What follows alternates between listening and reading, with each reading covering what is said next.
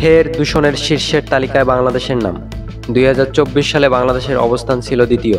Switzerland ভিত্তিক দূষণ পর্যবেক্ষণ সংস্থা IQE এর সপ্তম বার্ষিক প্রতিবেদনে এই তথ্য উঠে এসেছে। এছাড়া শীর্ষ 5 দেশের তালিকায় আছে পাকিস্তান ও ভারতের নাম। 2024 সালে দূষণের শীর্ষে থাকা দেশের তালিকায় 2 নম্বর অবস্থানে ছিল বাংলাদেশ। সুইজারল্যান্ড ভিত্তিক দূষণ পর্যবেক্ষণ সংস্থা IQE এর সপ্তম বার্ষিক প্রতিবেদনে উঠে এসেছে এই সব তথ্য।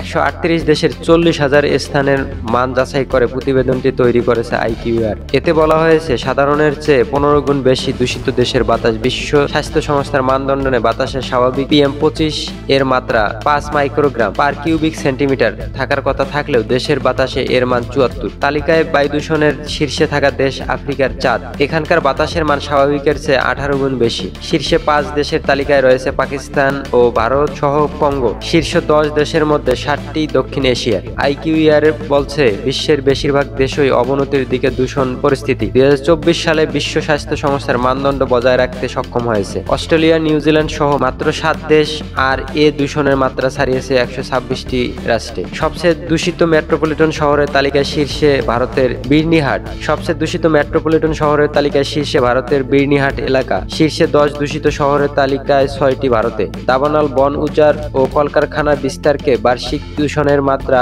বাড়ার কারণ হিসেবে IQE পাশাপাশি বাতাসের মান পর্যবেক্ষণের বিভিন্ন দেশের সরকারের উদাসীনতাকেও দায়ী করছে সংস্থাটি।